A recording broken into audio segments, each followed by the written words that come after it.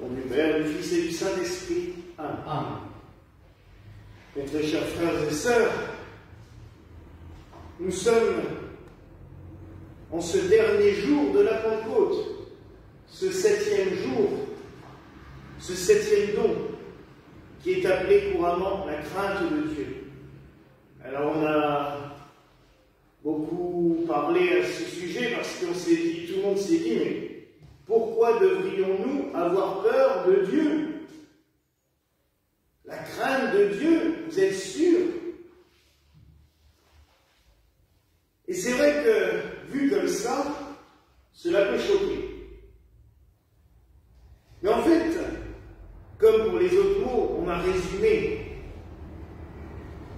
Et ce n'est pas tant la crainte de Dieu, c'est-à-dire avoir peur de lui, que nous devons demander à Dieu, même si il faut quand même toujours rester, j'allais dire, dans une certaine distance vis-à-vis de lui, et ne jamais oublier qu'il est notre Père, notre protecteur, et que nous ne pouvons pas, j'allais dire, tout nous permettre. Qu'il faut toujours garder vis-à-vis de lui une certaine déférence, une certaine révérence. Mais ce dont nous devons sans cesse avoir peur, mais pas une peur à nous terroriser, à faire qu'on ne fait plus rien du tout, mais une certaine garde, mesure, c'est de craindre de nous éloigner de son amour. La crainte de Dieu, c'est cela. Avoir toujours peur, redouter de nous éloigner de l'amour de Dieu. Par toutes sortes de choses. Les péchés, car je vous rappelle aussi que les péchés, ce n'est pas forcément des fautes, mais tout simplement des manques d'amour envers Dieu, envers notre prochain. Mais comme Dieu est présent dans tout ce que nous rencontrons, même quand nous manquons d'amour envers nos prochains, c'est envers lui que nous en manquons. Mais craindre de nous éloigner de son amour. Car déjà, nous serions totalement perdus. Mais aussi, car c'est la seule chose que Dieu nous demande en retour de tout ce qu'il nous donne. De l'aimer. De l'aimer plus que tout. Alors oui, mes frères et sœurs, aimons-le.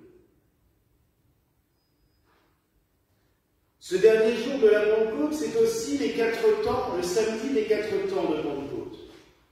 Ce jour où nous prions tout particulièrement pour les vocations, comme tous les samedis des 4 temps de l'année. C'est aussi le jour où nous sommes appelés, par exemple, à faire des ordinations. Les 4 temps de Pentecôte, j'allais dire, nous invite à prier pour les vocations, mais de manière encore plus ardue, puisqu'on parle des dons du Saint-Esprit. Et que si le fidèle chrétien doit être touché par les dons du Saint-Esprit, encore plus le prêtre. L'évangile du jour nous montre aussi ce que doit être la vie du prêtre. Le Christ n'a jamais eu peur d'imposer les mains et de soigner les malades, de les guérir. Mais on nous dit bien aussi qu'à un moment donné, il se retire de la foule pour aller prêcher la parole de Dieu dans les autres villes. Oui, nous ne devons jamais oublier l'un et l'autre. Trop de prêtres, surtout dans nos petites communautés, ayant expérimenté le bonheur de soigner les malades, de délivrer les possédés, à un moment donné de leur vie, ont oublié ce qui fait l'essence même de notre ministère, prêcher la parole de Dieu, célébrer les sacrements. Et ils sont devenus des bureaux de bénédiction, au point que certains ont fini par se rendre malades eux-mêmes. Et nous avons eu, il faut en témoigner, un prêtre et évêque d'Alicante, en Auvergne, qui a fini malheureusement sa vie dans un asile psychiatrique, parce qu'il avait une ne faisait plus que recevoir les gens pour les bénir, pour les soigner, mais il avait oublié tout le reste et il en est tombé gravement malade. Comme pour tout ce que nous avons dit cette semaine, le ministère sacerdotal est fait d'un juste équilibre. Un juste équilibre entre chacune des actions que le prêtre doit faire, célébrer les sacrements, prêcher la parole, guérir les malades. Beaucoup, à l'heure actuelle, prêchent la parole. Célébrer les sacrements, ça devient de plus en plus minime. Parce qu'on n'a plus le temps, on est trop en réunion à bavasser. On veut regrouper parce qu'on pense qu'on aura plus de monde en célébrant qu'une messe par week-end plutôt qu'en en faisant 3 ou 4. C'est totalement faux.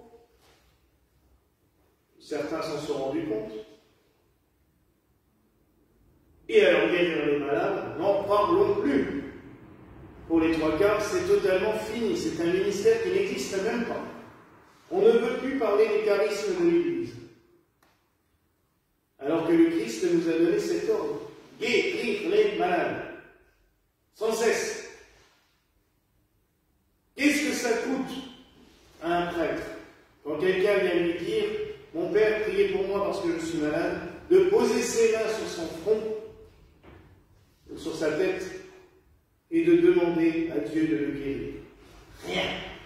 Et ça prend 10 minutes, en tout, si on prend le temps d'écouter la personne. Après, ça peut prendre 2 heures. Là aussi, comme je l'ai dit cette semaine, nous devons avoir le cœur ouvert à tout ce qui se présente devant nous. Mais on ne peut pas faire que l'un ou que l'autre. Un prêtre qui ne ferait que célébrer la messe tout seul aurait l'impression d'être inutile. Un prêtre qui ne ferait que prêcher la parole, ce sera un moulin à vent. Mais s'il n'y a plus la prière derrière, ça ne sert à rien. Combien de fois on voit dans les grandes cathédrales ou dans des grands sanctuaires le prêtre qui prêche, il n'assiste même pas à la messe. Il arrive au moment de l'évangile, il monte à l'autel, il fait sa prédication et il repart. Et il revient à la messe suivante, et à la messe suivante, et à la messe suivante. Et des fois, dans la journée, il n'en a même pas fait une seule. À quoi ça sert? Il vaut peut-être mieux se relayer que chacun qui préside une des messes de la journée fasse la prédication aussi. On insiste trop sur le texte et le verbe, sur le fait de est-ce que j'ai bien parlé, plutôt que tout simplement laisser l'Esprit Saint parler en nous pour la prédication. Je peux vous dire qu'en laissant l'Esprit Saint parler en nous, ça nous simplifie déjà la vie parce qu'il n'y a plus de préparation. Et on passe plus 4 heures à essayer de prendre des cours de théologie.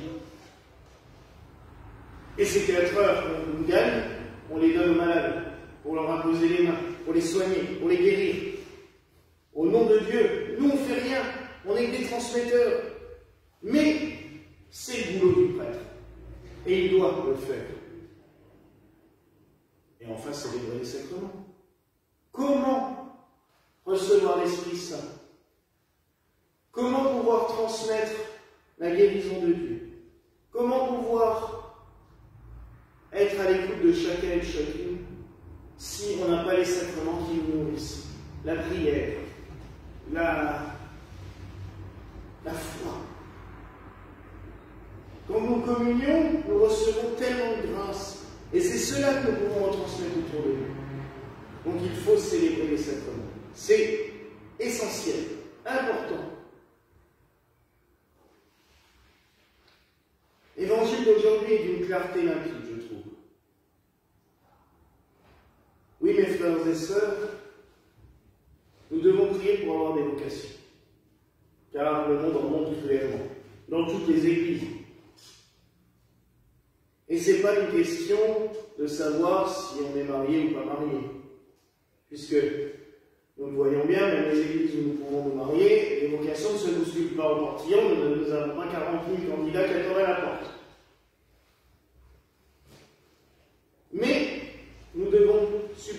Seigneur qui nous donne des vocations. Et des bonnes vocations.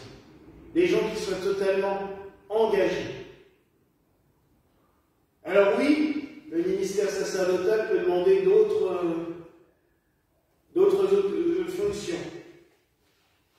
Il faut savoir, j'allais dire, dans l'église gallicane, il faut savoir être bricoleur, il faut savoir être administrateur, il faut savoir compter. Il y a plein de petites choses. Mais, j'allais dire que ça vient avec le reste. On peut très bien n'avoir aucun talent dans ce domaine, et puis ça vient avec le temps. Le Seigneur nous le donne. C'est ce que j'ai envie de dire, c'est, oui, la vocation sacerdotale est exigeante, sans nul doute.